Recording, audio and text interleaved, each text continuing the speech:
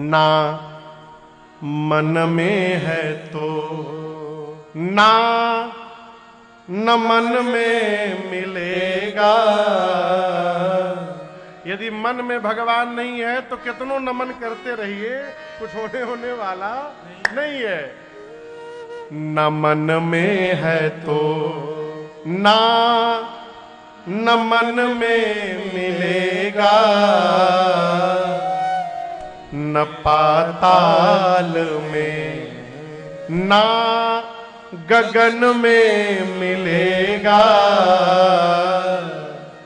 ये नारद की वीणा, ये नारद की वीणा है कहती युगों से, मेरा राम केवल भजन में मिलेगा। मेरा राम केवल भजन में मिलेगा। मेरा राम केवल न मन में है तो ना न मन में मिलेगा। न मन में है तो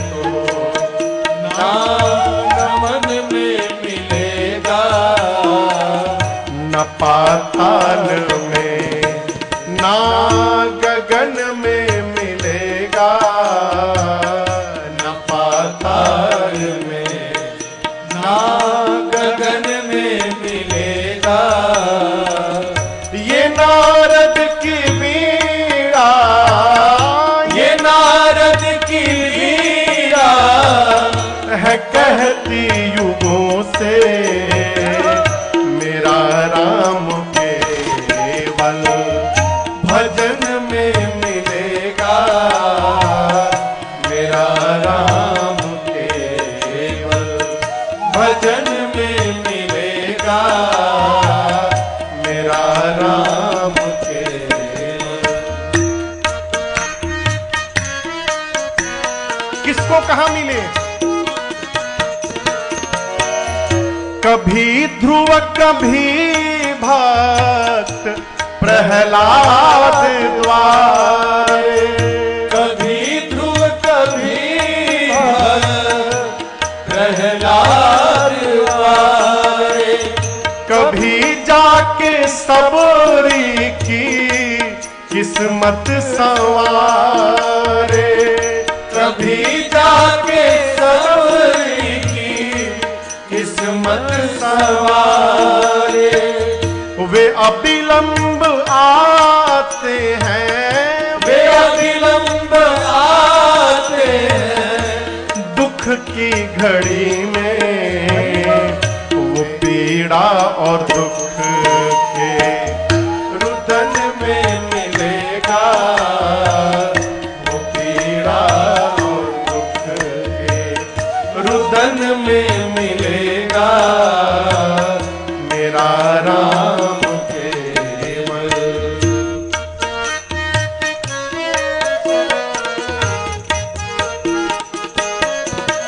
कई लोग होते हैं, किसी से केवल पूछ दीजिए और क्या हालचाल है, तुरंत रोना शुरू कर देते हैं, बड़ा कष्ट है।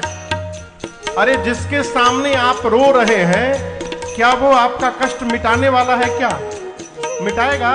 नहीं। सामने तो उदास होगा लेकिन दूर जाकर बहुत प्रसन्न होगा। बहुत उड़ रहे थे, अब पता चल रहा है, तो क्यों रोना है? साधक कहता है, सदा वेदनाओं में आंसू संभालो, सदा वेदनाओं में यदि रोना ही है किसी भी तरह प्रभु के चरणों में डालो। किसी भी तरह प्रभु के चरणों में डालो। पहुंच जाए आहे, पहुंच जाए आहे, तेरी बस यहाँ तक तो आकर के तेरे भवन में मिलेगा, तो आकर तेरे भवन में मिलेगा मेरा राम केवल।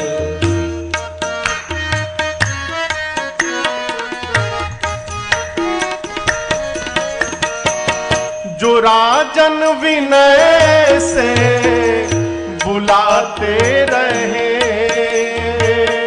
जो राजन विनय से बुलाते रहेंगे, दयालु है राघव जी आते रहे, दयालु है राघव जी आते रहेंगे, रहो नम्र राही, रहो नम्र राही और मीठा बचन हो प्रभु मेरा मीठे बचन में मिलेगा, प्रभु मेरा मीठे वचन में मिलेगा मेरा राम केवल। भजन में मिलेगा। ये नमन नारद की वीणा, ये नारद की वीणा है कहती युगों से मेरा राम केवल, भजन में मिलेगा मेरा राम केवल, भजन में मिलेगा मेरा राम केवल, मेरा राम केवल। मेरा राम केवल। भजन में मिलेगा मेरा राम के। भगवान को केवल मन से मानिए। सोई जानई जेही देहु जनाई। अब भगवान शंकर क्या कहते हैं? जे ही जाने जग जाई हेराई। वाल्मीकि जी कहते हैं कि राम जी को वही जानेगा जिसको राम जी जनवाएंगे। शंकर भगवान क्या कहते हैं? जो राम जी को जान जाएगा उसके लिए जगत हेरा जाएगा। सुरेश जी क्या हो जाएगा? जोर से बोलिए, जोर से बोलिए। हेरा जाएगा। क्या हो जाएगा? हेरा जाएगा माने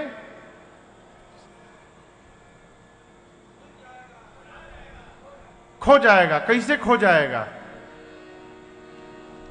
हेरा जाएगा। हेराना मतलब समझते हैं?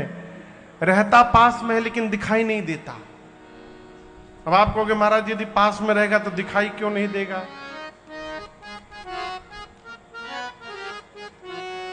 पंडित जी देख रहे हैं, पंडित जी को, विनय के बगल में बैठे पंडित जी को एक दिन आपन चश्मा खोपड़ी पे लगा के 2 घंटा चश्मा ढूंढे थे। ये चश्मा कहां है?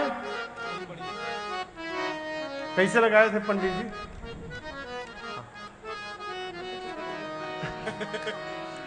ऐसे चश्मा लगाए थे और 2 घंटा चश्मा ढूंढे, हमारा चश्मा कहां है, कहां है। अब कोई बतावे नहीं कि खोपड़ी पर है आपके। हा?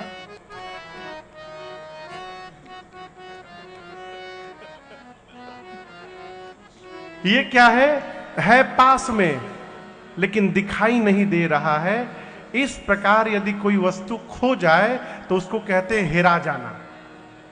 भगवान शंकर कहते हैं कि राम जी को जान लेने के बाद ये संसार हेरा जाएगा। इसका क्या मतलब?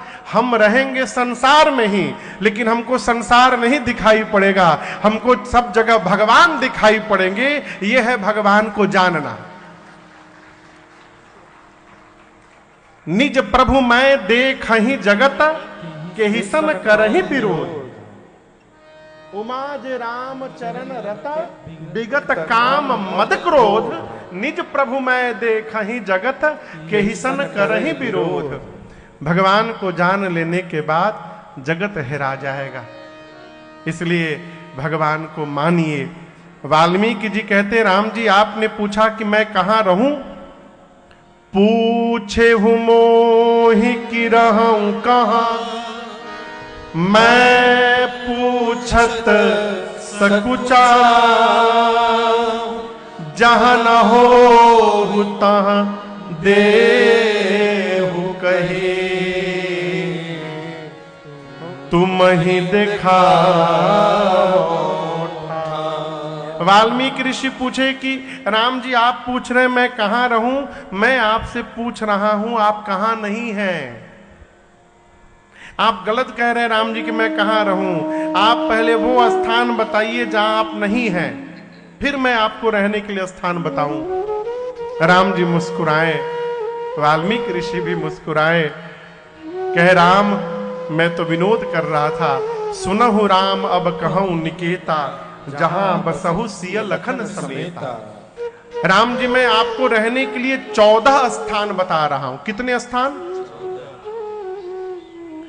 और इन 14 स्थानों में से जहां आपका मन करे राम जी आप जाकर के रहिए वहां पर। ध्यान से सुनिएगा, एक एक स्थान में आपको निवेदन कर रहा हूं। सबसे पहले स्थान के बारे में श्री वाल्मीकि जी कहते हैं, राम जी जिनके श्रावण समुद्र समाना, जिनके श्रावण समुद्र समाना, कथा तुम्हारी सुभग सरिना। कथा तुम्हारी सुभग सरिना,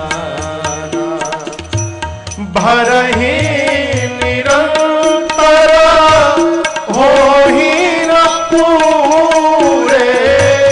भरहि निरंतर होहि न पूरे। तिनके हिय तुम कहूँ गृह रे। तिनके हिय तुम कहूँ गृह रे। तिनके हिय तुम कहूँ गृह रे। वाल्मीकि ऋषि बोले, राम जी जिस मनुष्य के कान का स्वभाव समुद्र जैसा हो जाए। किसके जैसा हो जाए? समुद्र। समुद्र नदी के पास जाते हैं कि नदियां समुद्र के पास आती हैं? बोलिए बोलिए। नदी समुद्र के पास। क्या समुद्र ने नदियों को इनविटेशन भेजा था कि आइए आइए हमारे घर में संगीत का कार्यक्रम है, आइए, बुलाया था क्या? नहीं। बिना किसी निमंत्रण के नदियां निकलने के बाद दिन रात दौड़ते दौड़ते समुद्र में जाकर मिल जाती हैं। लेकिन आप दर्शन करिए, कितनी भी नदियां आकर मिल जाए समुद्र कभी भरते नहीं हैं। वाल्मीकि ऋषि बोले, प्रभु जिस मनुष्य का कान समुद्र जैसा हो जाए, जिस प्रकार समुद्र में नदियां आती हैं समुद्र नहीं भरते, उसी प्रकार आपकी कथा सुनते सुनते जिसका कान कभी नहीं भरे, आप उसके हृदय में जा करके रहिए राम जी। उसका हृदय आपके लिए पहला घर बता रहा है। प्रथम स्थान, आप में से जिसका हृदय कभी भगवत कथा से तृप्त न हो, उसके हृदय में राम जी हमेशा बैठे हुए हैं। ये पहला घर है। अब दूसरा घर, लोचन चातक जिन करी राखे, रहि दरस जल धर अभिलाष। एक पक्षी है जिस पक्षी का नाम है चातक। क्या नाम है? चातक। पता नहीं आप लोग पढ़े हैं कि नहीं उसके विषय में। मैंने पढ़ा है, चातक पक्षी स्वाति नक्षत्र में जब बादल जल गिराते हैं तो वो चातक पक्षी केवल उसी जल का पान करता है। नीचे गंगा जी क्यों न बही रही हो, चरणामृत क्यों न पड़ा हो भगवान का, उसको किसी दूसरे पानी से कोई लेना देना नहीं, भले कितने भी पवित्र नदी क्यों ना हो जाए, उसको तो केवल स्वाति का बूंद चाहिए बस। वाल्मीकि जी कहते हैं, राम जी, जिस मनुष्य की आंख चातक बन जाए, लोचन चातक जिन करी राखे, और आपका रूप, आपका स्वरूप, आपकी सुंदरता ही उसकी आंख के लिए स्वाति का बूंद बन जाए। इसका अर्थ राम जी, जिस मनुष्य की आंखें आपको देखने के लिए हमेशा बेचैन रहे, हे राघव, आप उसके हृदय में जाकर अकेले न रहिए प्रभु, लक्ष्मण जी और सीता जी के साथ जाकर विराजमान हो जाइए, आपके लिए दूसरा घर बता रहा। आंखें भगवान को देखने के लिए बेचैन रहे हैं। हमारे घर एक महात्मा जी आते थे, जगत गुरु श्री रामानुजाचार्य पूज्य स्वामी श्री हरि नारायणाचार्य जी महाराज घर पे आया कर, तो सरकार साकेत चले गए, घर पे आते थे तो बैठ के कहते थे एक ही बात, अखिया हरि दर्शन की प्यासी, मोरी अखिया हरि दर्शन की प्यासी। यही केवल गाते थे और रोते थे। एक एक प्रसंग मैंने सुना है। सूरदास जी महाराज श्रीधाम वृंदावन में रहते थे, उनको दिखाई नहीं देता था सूरदास जी को, लेकिन नित्य श्री बांके बिहारी जी के मंदिर में जाते थे। एक दिन किसी ने कहा कि आप तो अंधे हैं, आपको तो दिखाई भी नहीं देता है, क्या करने मंदिर में रोज चले आते हैं। सूरदास जी बोले, मैं अंधा हूं, लेकिन जो मंदिर में बैठा है वो अंधा नहीं है, उसको दिखाई देता है ना, मैं नित्य आता हूं यहां पर है? एक दिन रात्रि में श्री ठाकुर जी के मंदिर के बाहर सूरदास जी बैठे थे, और आप सब जानते हैं वृंदावन में रात्रि में भगवान सूक्ष्म रूप से नित्य रास होता है वहां पर, निधि वन में न हो, निधि वन में नित्य रास होता है। तो श्री सूरदास जी भगवान श्री ठाकुर जी के मंदिर के बाहर बैठे थे, और रात्रि में, मध्य रात्रि में मंदिर का गेट खुला और उस गेट से युगल सरकार बाहर निकले, प्रभु मैया के साथ मां राधा का हाथ पकड़े कन्हैया बाहर निकले, पायल बजा। सूरदास जी श्री किशोरी जी के चरण को पकड़ लिए। ये लोग वेश बदल के जा रहे थे। मैया बोली, बाबा अरे काहे पांव पकड़ लिए, बाबा पांव छोड़ो, पांव छोड़ो। कन्हैया भी बोले, पांव छोड़िए बाबा, पांव क्यों पकड़ लिए। सूरदास जी बोले, बड़ी मुश्किल में तो पकड़ में आए हो और कह रहे हो छोड़ दो, कैसे छोड़ दो। अंत में ठाकुर जी ने पूछा, अच्छा आप चाहते क्या हैं। सूरदास जी बोले, प्रभु ये नेत्रहीन आज आप युगल सरकार का दर्शन करना चाहता है, हम आपको देखना चाहते हैं प्रभु।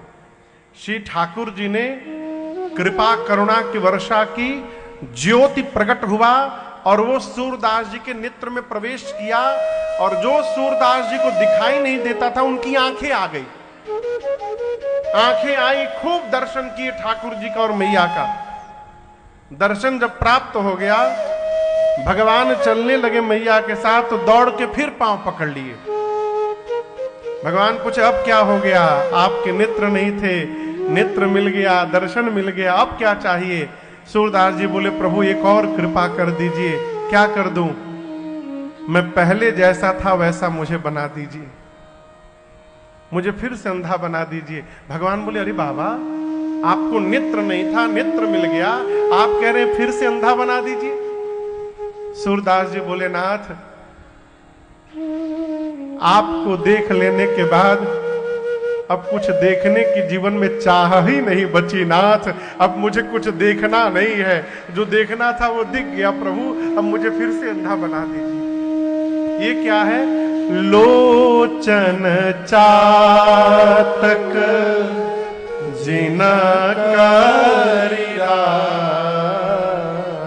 जिसकी आंखें भगवान को देखने के लिए सदैव लालायित रहे। हे रघुनाथ जी, आप जाकर उसके हृदय में सीता जी और लक्ष्मण जी के साथ विराजमान हो जाइए। आपके लिए दूसरा घर। अब तीसरा, समझ में आ रहा है ना आप लोगों को? कोई बोल ही नहीं रहा है? हाँ आ रहा, ठीक, अच्छी बात। अब तीसरा घर। वाल्मीकि ऋषि बोले, यश तुम्हार मानस विमल हंसिनी जी हाजास, मुक्ता हल गुण गण चुनए, राम बसहु हियता। वाल्मीकि जी बोले, राम जी आपका यश सलील, आपकी कथा, आपकी कीर्ति, आपका नाम का गुणगान, ये सरोवर है। क्या है? सरोवर। यश तुम्हार मानस विमल, आपका यश मान सरोवर की तरह सरोवर है, झील है, तालाब है। और उस मानस सरोवर में, मान सरोवर नहीं, इस मानस सरोवर में जिस मनुष्य की जिह्वा हंसनी बन करके आपके नाम और गुण रूपी मोती का चयन करे, यानी जिसकी जिह्वा हमेशा आपका नाम ले प्रभु, आप उसके हृदय में जा करके बैठ जाइए। आपके लिए तीसरा घर। जिसकी जिह्वा भगवान का नाम ले। और आप कभी रात को सोइएगा ना, आज अभी तो चलिए आप लोग कथा में है, कीर्तन कर ही लेते हैं, सुन ही लेते हैं, गा ही लेते हैं। कथा के बाद 1-1.5 महीने बाद एक दिन रात को जब सोने जाइएगा, तो सोने से पहले बिस्तर पर लेट करके आंख बंद करके ये सोचिएगा कि जगा हूं तब से लेकर अब तक, आज दिन में क्या क्या बोला हूं और उस बोलने में कितनी बार भगवान का नाम मुख से निकला है। आदमी क्या क्या नहीं बोलता, लेकिन जो बोलना है वो नहीं बोलता है। बकर बकर बकर बकर। सबसे कठिन है भगवत नाम का उच्चारण होना। और इसको सरलतम मैं बनाऊं, कैसे सरल होगा कहिए? सबसे सरल उपाय बताएं भगवान का नाम लेने का। घर के बच्चों का नाम भले कुछ भी हो, टिंकू पिंकू चिंकू, भले जो मन करे रखिए। पुकार का नाम भगवान के नाम पे रख लीजिए। हम करते उल्टा है, नाम रखते हैं भगवान का नाम, अब पुकारने का दूसरा नाम रख लेते हैं। नाम रखे पुरुषोत्तम, पुरुषोत्तम बन गए पुल्लू। कहां जीवन भर पुरुषोत्तम बोलना था, जीवन भर पुल्लू पुल्लू बोलते रह गए। शालीग्राम नाम रखे, उसको शल्लू शल्लू बोलते रह गए। उल्टा करते हैं। नाम कुछ भी रखिए, यदि अच्छा तो रहेगा भगवान का नाम रखिए, लेकिन आपको यूनिक ही रखना है तो यूनिक रखिए, लेकिन पुकार का नाम भगवान का नाम रखिए। क्यों? इसी बहाने जितनी बार घर में बच्चों को बुलाया जाएगा, उतनी बार मुख से भगवत नाम का उच्चारण होता रहेगा। ये सबसे सरलतम उपाय है। आप जहां बैठते हैं, घर में, ऑफिस में, ड्राइंग में, वहां चारों तरफ भगवान का नाम लिख करके टंगवा दीजिए। नाम लिख करके जब जब आंख जाएगी भगवान का नाम आंखें पढ़ लिया करेंगी। टेबल पर भगवान का नाम, यहां देखिए व्यासपीठ पर आगे क्या लिखा हुआ है, जोर से बोलिए। अब जीभ से तो आज पहली बार आप पढ़े, लेकिन कथा के बीच में जब जब वहां आंख जाती होगी, जिह्वा पढ़े चाहे ना पढ़े, आंखें पढ़ लेती होंगी। ये देखने का प्रभाव है। गाड़ी खरीदे हैं, गाड़ी के पीछे टी गड्डी न लिखवाइए, शीशा के पीछे भगवान का नाम लिखवाइए, जय सिया राम लिखवाइए, राम राम लिखवाइए, मेरे राम लिखवाइए। क्यों? आपकी गाड़ी के पीछे जीवन भर जितनी गाड़ियां चलेंगी, उन गाड़ियों में जितने लोग बैठे रहेंगे, उन सभी लोगों की आंखें जब जब आपके गाड़ी के शीशे पे जाएगी, उनकी आंखें भगवान के नाम का उच्चारण करेगी और उनके पुण्य का 10% बोनस आपको प्राप्त होगा। नाम जपेगा कोई और, उसका बोनस कौन लेगा? आपकी गाड़ी के चलते आपको मिलेगा। ये भगवान के नाम लेने के सरलतम उपाय है। इसके अलावा कोई उपाय नहीं है कलिकाल में।